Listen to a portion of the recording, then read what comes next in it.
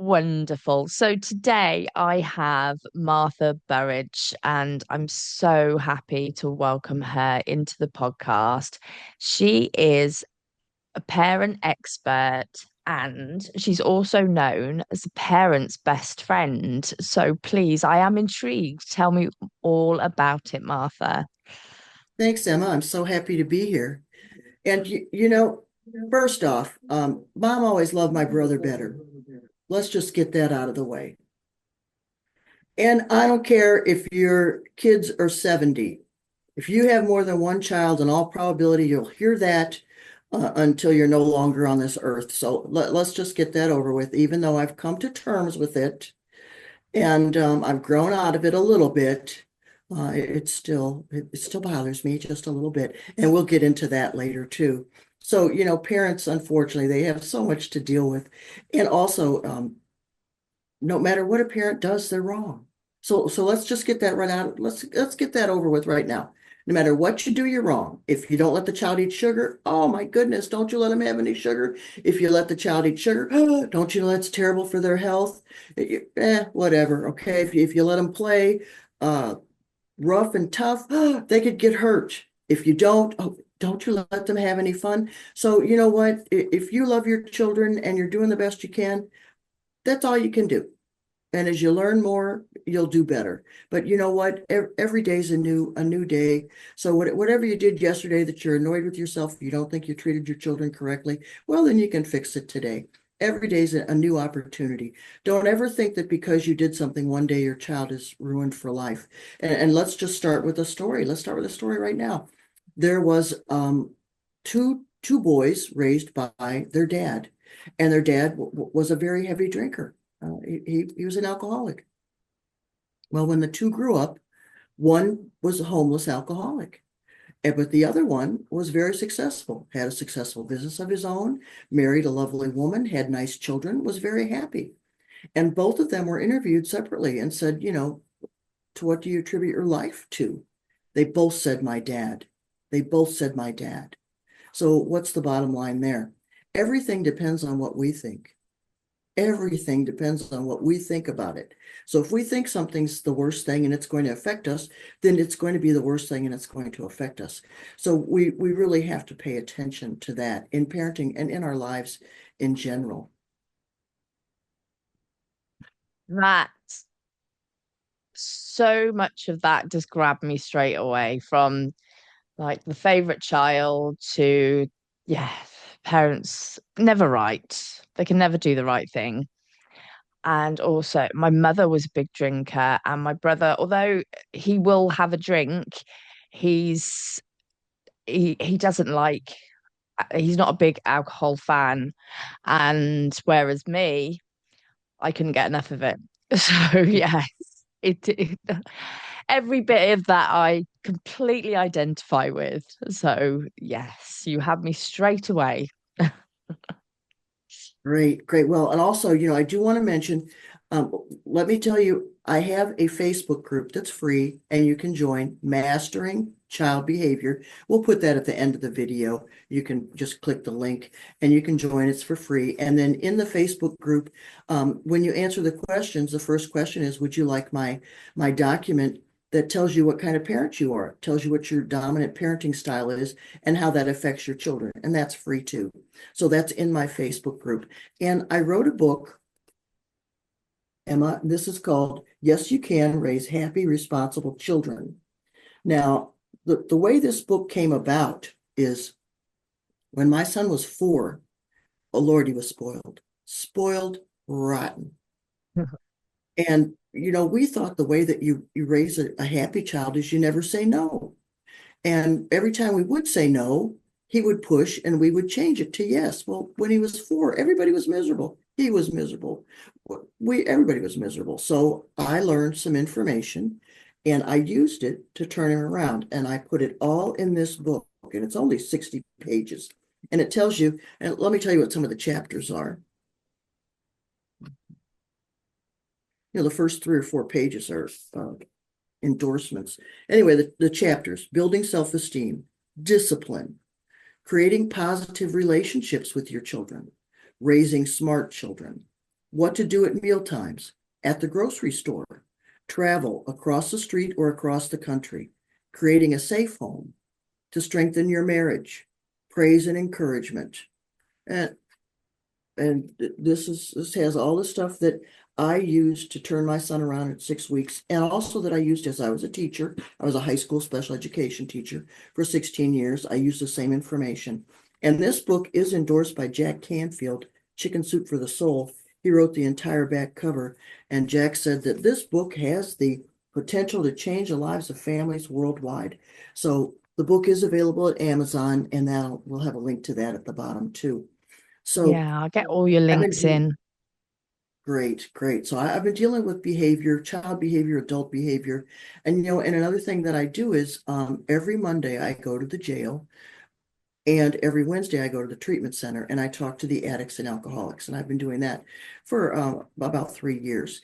And so I use the same information to deal with them that I learned to deal with my son, and that I used to handle my high school students. And I was in a really rough, I mean, I was in a very rough school. I had students threatened to kill me. It was a pretty rough school, but if you can handle that, you can pretty much handle anything.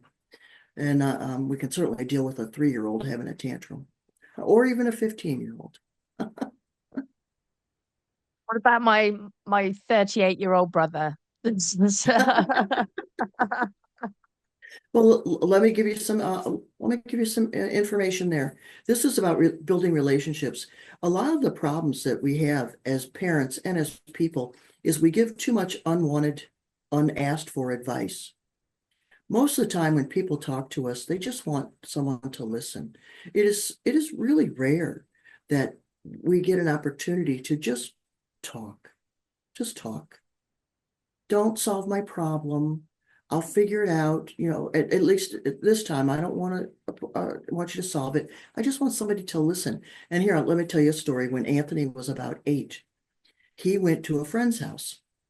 Well, the friend and his dad and Anthony all went to the store, and the friend's dad bought his son a gift, a toy, but he didn't buy anything for Anthony. So Anthony came home and he was mad. He bought him something and he didn't buy anything for me, blah, blah, blah. And he was just really mad. And I said, well, why would you're not his son. Why would he buy you a toy? Ooh, that took the conversation in the wrong direction. Me giving my advice. And Anthony said, you don't understand. I'm never talking to you again. And I realized my mistake at that moment. I had really hurt him. And so I said, I apologize. I said, I apologize. I'm sorry. Please tell me again. I promise I'll listen this time. And he did. He said the exact same thing again. And he was hurt. And I said, wow, it sounds like you were really hurt. And he said, yes. That was the end of it. And he went off. So I didn't need to tell him how to behave. I didn't need to tell him that his thoughts, his feelings were wrong. That's where I made my mistake. He just needed somebody to listen. And it didn't matter if his feelings were wrong or right. Feelings are feelings. He needed to get them out, and he was hurt. So yes, but sometimes just listen. And if you have advice and you really want to give it, say, I have a suggestion. Would you like to hear it? And if they say yes, fine. If they say no, okay, keep your mouth shut. You don't need to hear it. I'll give another example. I was at a meeting one time, and a young man, they're just throwing the F word everywhere, just effing this and effing that. And after the meeting, I mentioned to someone else, I said, I'm going to have to talk to that young man. That his language, that's terrible. He shouldn't cuss like that.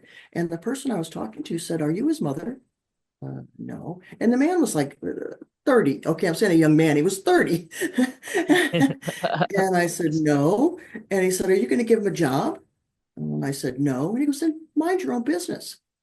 Has he asked you for advice? No. Then it's none. Then keep your opinions to yourself. Yes, It he made a makes a very lot of good point. sense. Yeah, it, Yeah, it makes and complete sense.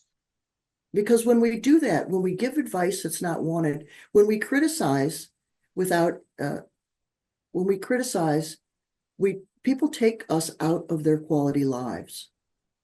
That means that they avoid us. that means they don't want us, like when they're going to go somewhere, they're not going to ask us to go with them because, we're Debbie Downer. We're always correcting them. I have a friend that always makes a comment about, the food I eat. So I don't go anywhere with this person where I'm either going to buy food or out to eat or anything. I cut them out because I don't feel like being insulted or judged all the time. You know what? If I want to eat that, I'm going to eat that. I'm an adult. I don't need you to tell me. It's just like if someone says, "Well, you've put on a few pounds." Oh, no kidding. Like I can't look in the mirror, please. I Yeah. don't, we don't need to hear that. We don't need to hear that. Now, when we do hear it, don't be defensive. Then you can simply say, "Oh, well, thank you for letting me know." You don't have to be defensive because what happens is we get defensive and then those people cut us out of their quality lives because we're defensive. They can't say anything to us. When someone insults me, and believe me, I've been insulted plenty being a high school teacher, you can't avoid it. And one time a student said to me, move your fat ASS. Okay. And he said the word, move your fat ASS. And I thought, okay, now what are you going to do, Martha? Okay. Because if you get defensive or say anything like that, he's got the whole class on his side, you know? Mhm. So I said, well, my arms and legs are fat too. You didn't say anything about them. And I laughed. The end. Yeah. So I was chubby. So what? Or let's say I was skinny and he called me fat. So what? What difference does it make? In his mind, I'm fat. In my mind, what difference does it make? Thank you for letting me know. I appreciate your opinion. And do you have any? And if you are chubby and you want to lose weight, do you have any ideas of how I could lose weight? Yes, it's really been a problem for me. So just accept it and then take what's good, take the good information, and then let go of the rest. But don't be defensive. Just take it in and let it go. Yeah, I think a lot of people can bite, can't they, when they hear comments, and I think we forget all the time that what they're saying to us is a reflection of how they're feeling, and it's not about us at all. So by us retaliating, it's just fueling whatever is going on for them. We're not going to win no matter what we say. So as you said, Right. diffusing that situation, that's a brilliant way of doing it. Yeah. And then just let it go. Don't take it personal because it's not meant personal. Yeah, I think that is a really important part of piece of advice. And when you said about asking them if they want to talk or if they want to listen to what you've got to say, that's great as well, because sometimes when people talk, they figure it out for themselves, just hearing their self saying it out loud, that they can figure it out for themselves. As coaches, we're trained that everybody has the answers within them. And I think it's just human nature sometimes, isn't it? Where you want to give your opinion and you think you're helping when Mhm. actually maybe they, as you said, they just need somebody to listen to them and they can work it out for themselves. Right, right. And One of that's the ladies much more said, empowering. oh, definitely. I would, and I teach this when I go to the jail about relationships. And one of the ladies at the jail wrote a testimonial for me, and she said that, you know, um, before every time I talked with my mom, we would argue, but since I've been putting in place some of the things that you've taught me, we haven't argued. We don't argue anymore. That's because she learned, to keep her mouth shut and, Yeah, and not to criticize her mother and not to go on and not to be defensive. So because of that, they're both able to get along much better. brilliant. And it is a bit of a skill. It takes practice if you're not used to it, doesn't it?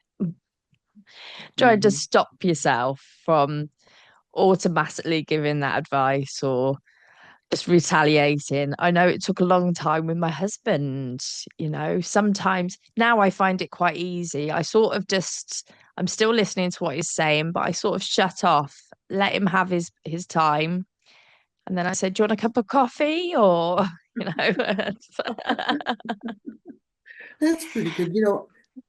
Years ago, I went to a Jack Canfield seminar. He's the fellow that he wrote Chicken Soup for the Soul. He's in charge of all those books. And he didn't write it. He basically edited it because it's a bunch of little stories. But anyway, Jack used to do self-esteem seminars. And my mother was a typical mother in that she would always correct me when I was wrong. So she believed that if you praise your children, you're going to spoil them. So I heard very little praise, but always if I was wrong, she'd let me know. Well, Jack said, if you have someone close in your life, a parent, husband,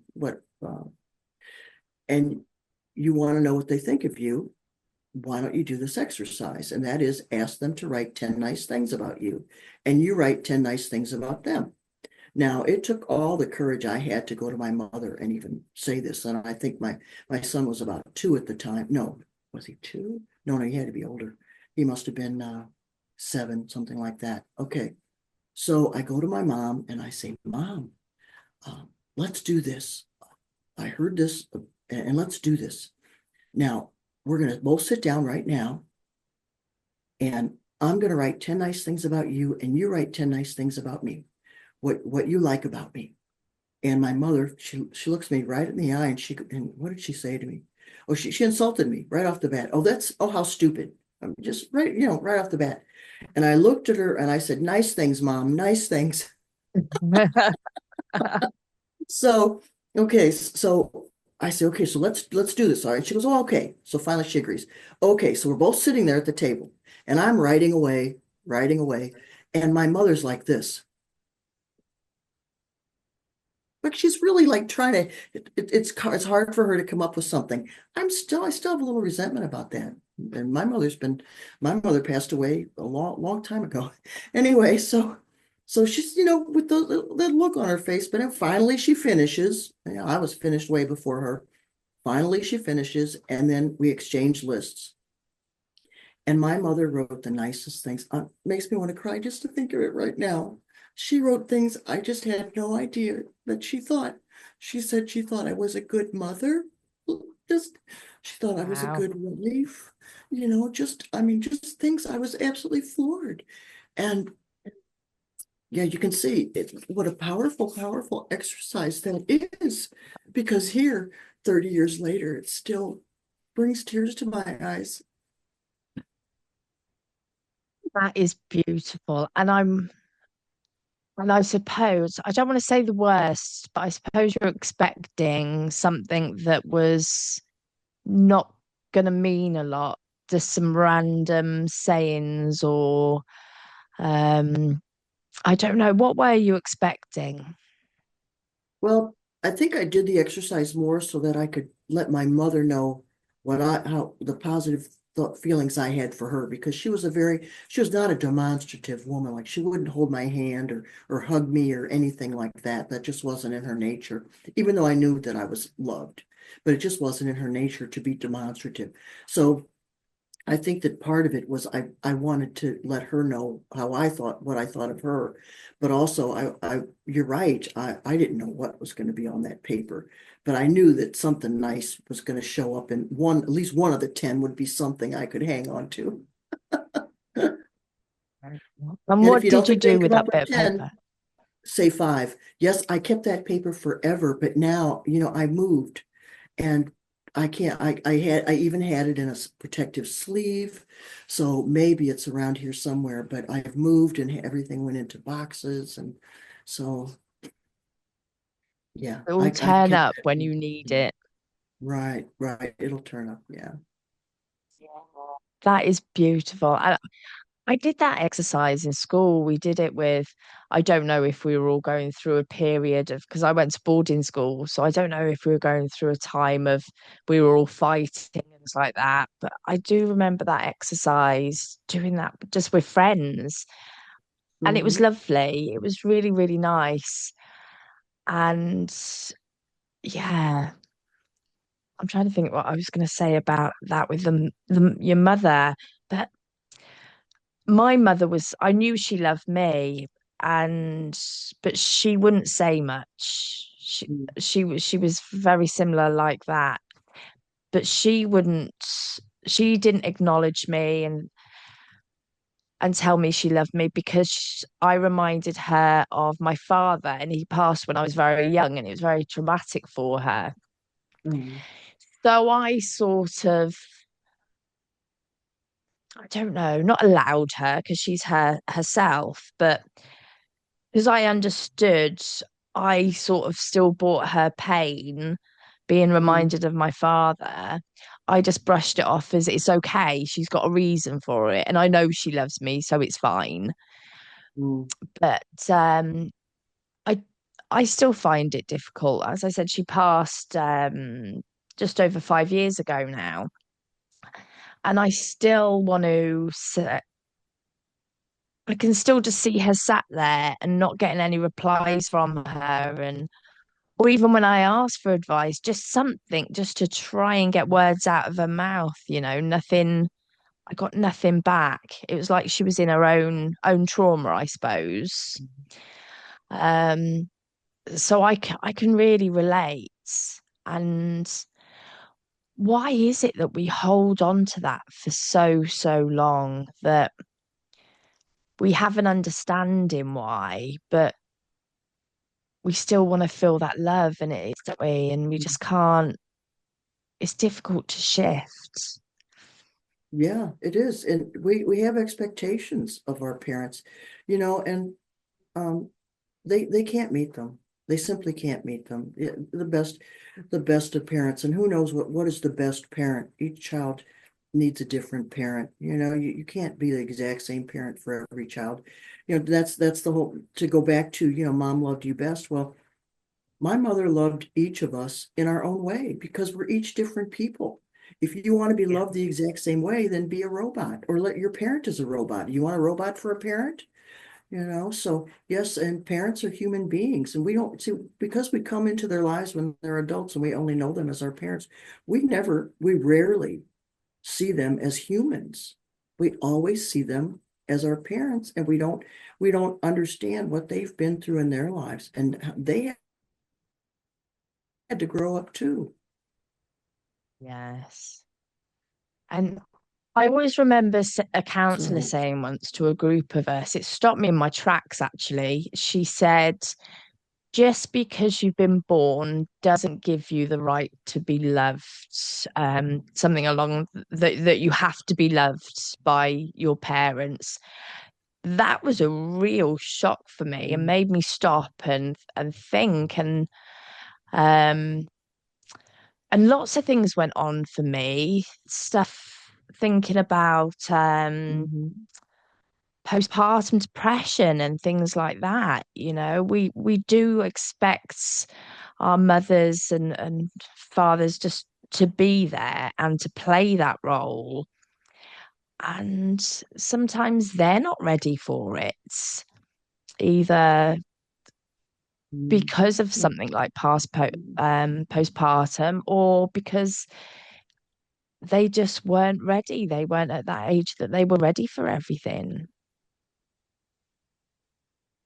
mhm. And let's go back 120 years or so when everybody lived on a farm. Well, everybody lived on a farm. You had 7, 8 brothers. Yeah, mom and dad loved you, but nobody had time for you. You had a job to do. You had plenty of jobs to do. And if one of your Yeah. parents died, you still had to get up, milk the cows, feed the babies. You had to take care of everything that you normally do and whatever their job was while the Yeah. body was still in the house. So, we have so much luxury today that we don't realize is luxury. Time. We have so much time, even those of us that are pressed for time. It used to be you had to cook everything from scratch. There was nothing, you were lucky if you had something in a can. If it was, you put it in it yourself.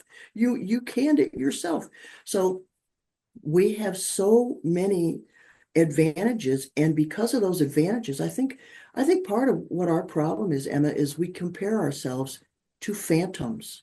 We compare ourselves to things that don't exist. You get on social media, well, everybody's got their hair done and their makeup on. Please, you watch television, they're all actors, and they're actors for a reason because they're the top 3% attractive people in the world, most actors and actresses and models. And they pay a very, people have no idea the heavy, heavy price that people in entertainment pay to be in those positions.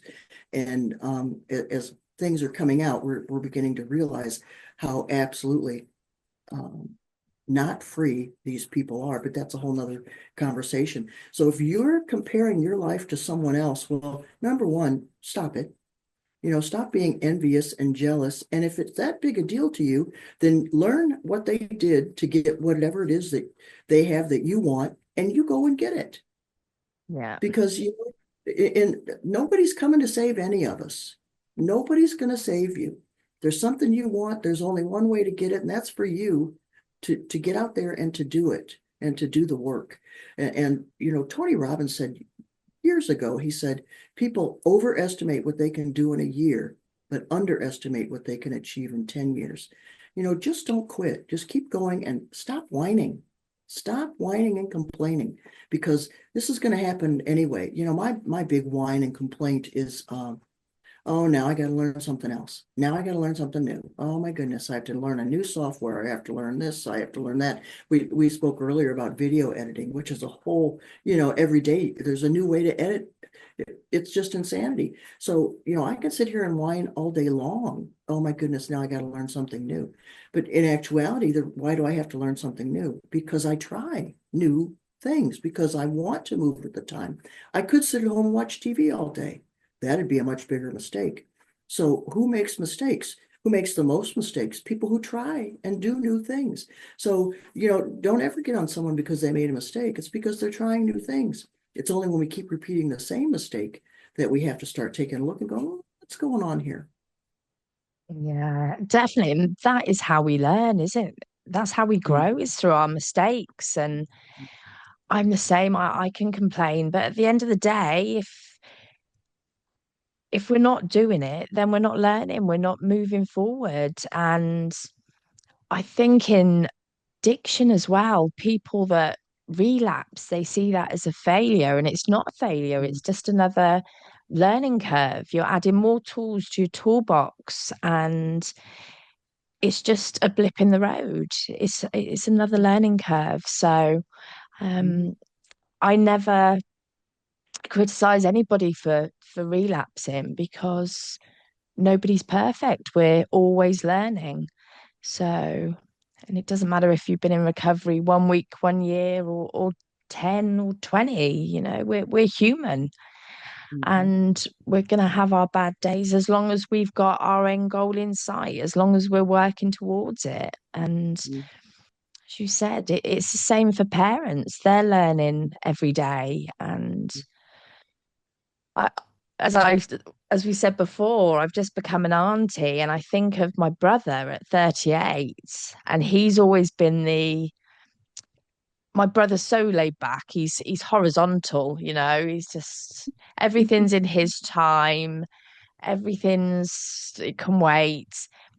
And I keep thinking about how is he coping? How is he mm. changing? Yeah. And we did have a bit of a joke when my little nephew Benji was born, and well, it wasn't a joke. I was angry with him because he had plans to do something, and his girlfriend was just about to come out of hospital. It was the first night out of hospital. She had been in hospital over 2 weeks because Wow. Benji was early. And I said, you need to be with her. This is really important. She needs you. She needs your support. And he said, no, I just can't change my plans. He said, I need 24 hours notice. And I won't tell you the words that I used, but I told him that that was a lot of rubbish. And I said, when Benji falls over in a playground, you know, or if he breaks a leg, or if this happens, or if if anything happens, then he's not going to give you 24 hours notice. You're going to have to be there for him. So he was coming up with all his excuses. I know how Mm. they work in schools. I can't just go down and pick him up. They'll have to ring an ambulance, and he's got it all planned out in his head. However, so I'm the workaholic, and he's the everything happens in its own time. That's our brother and sister relationship. I bet So we things have butt heads changed a lot. already. I bet, So yeah. I think his learning curve is going to be like that. Oh, yeah, definitely, But definitely. who's to say that he's gonna really, he'll take to it like a duck to water, but I may have really struggled with it, Mm. even though I think I'm the more proactive one and the more engaged one. Maybe Sam was going to find it much easier than I would have as a mother. We just don't know. We don't Um, know. Yeah, dads are different than moms, and there's no doubt about that. And I'll tell you a story about that. There's a grandpa, one of his sons. I don't know how many kids he has, but anyway, he lives out in the country, and his 4-year-old grandson has a little motorcycle, gas powered motorcycle. And he was out, they were all outside, and the 4-year-old was on his motorcycle. He had a helmet on, and he was racing around. They have a little track and everything. So he comes up to Grandpa, and Grandpa says, "Hey, you want to go faster? I think you can go faster." And the kid said, "Yeah, yeah, Grandpa, yeah." So he cranked up the throttle on his little motorcycle so he'd get more gas and he'd go faster. Well, said no mother ever. And yeah. And he posted this on Facebook, and a lot of women were, "Oh, that's dangerous, blah, blah, blah." And that's that's kind of the way of the world. Men do things differently than women. And that's part of why kids need two parents. They need dad's influence and mom's. They need the two, the feminine and the masculine. Yeah, only on New Year's Eve, we were talking about how I was brought up in pubs and how my stepdad on New Year's Eve and fireworks night, he would build a big bonfire in the car park Mm, and everybody would sort of stay and enjoy this bonfire. And when it got to that time where the adults had had enough to drink and things like that, aerosols would go on the bonfire and all the things you're advised never ever to do, which made it fun, but made my mum be indoors going, Emma, Sam, in now. And we were going, yes, no, we're having fun, mum. No, we're having fun. that's right, So, exactly. Yeah. Yeah. It can be too crazy. yeah. But that was in the 80s. It was still dangerous, but not so much health and safety back then. Mm, yeah, But yeah, definitely. no, I completely get that. And yeah, I think having both parents is important, or an influence um of each Right. gender, because I loved my football and being in the pubs. I loved that male side of things, the playing pool and the darts and the snooker and Mm, the routine of working in the pub. I really enjoyed that. Whereas my mother didn't have that sort of energy. So it was mm. important to have both and balance it out. And if there's a divorce, you want it to be amicable as much as possible. Don't speak bad about your ex-spouse. That makes it very difficult for the children because then they think that to be loyal to you, they have to speak poorly of the other spouse. But then they go to their house and then they feel guilty because they spoke poorly about them. So, don't put your children in that situation. Do not speak poorly of your ex-spouse. And make sure that things are safe and everything at their house, but let them run their household their way, and you run your household your way, and the kids will be much, much happier. I think that can bring excitement as well, having two different routines and ways of being comfortable and relaxed at home and safe, having Mhm. those two different environments. Because I know when my mum and stepfather got divorced, it was being with my stepdad. It was the pub, the fun, the pool, the snooker, the late nights. When I was with mum, it was more the studying, the routine, proper routine. And yeah, it was completely different, but I enjoyed both. So I saw that as a blessing. Yeah, definitely. It is a blessing. It is a blessing, yes. And if you only, but some kids they only have the one parent. So you have to do what you can to see that they get exposed to the other gender, to if all they have is a mom, well then do they have uncles? Can you get them in I think there's a program, Big Brothers, Big Sisters, do what you can to get them in sports, get them, somehow exposed to the other sex. Yeah, very important. Don't want to be growing up fearing the opposite sex or um, not understanding the differences, I suppose, Mhm. because Mhm. it's very true when they say, what is it? Men are from Mars, women are from Venus. Oh, true. So true. Oh, that's amazing. So when did you release your book? It's been about 2 or 3 months now. It's been out. Oh, It amazing. is Exciting Amazon. times. Yeah, it's in a couple of local bookstores, or stores around here in Michigan, so that's nice. Brilliant. So what are your plans moving forward? Are you looking at other books or Yes, the my next one's already it's written. I just need to get it published, and it's for teachers.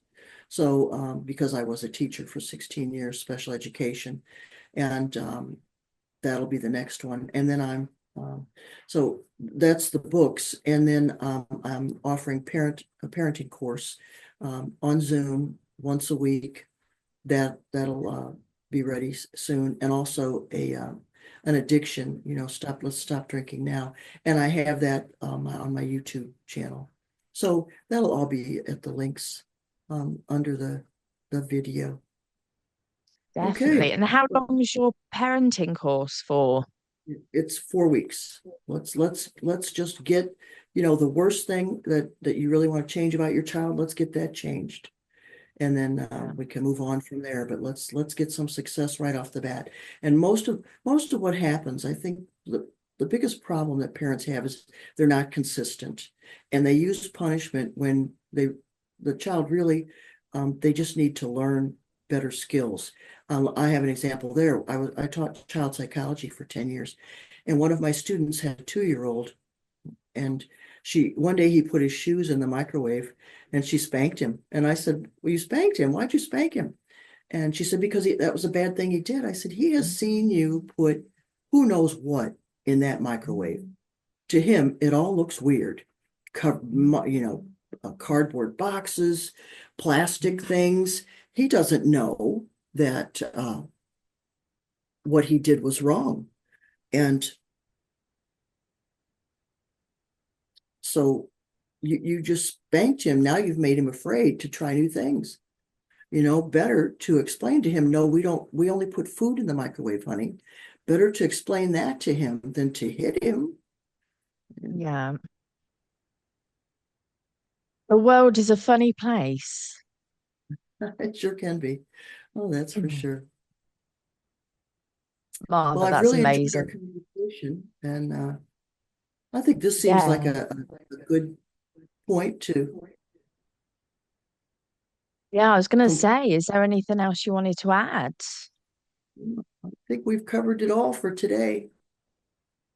Amazing. Thank you so much. Like I said, I'll get all your links put in and I will get that all out there. But some really, really good advice and some great stories that I'm sure so many people can relate to. So I really appreciate it.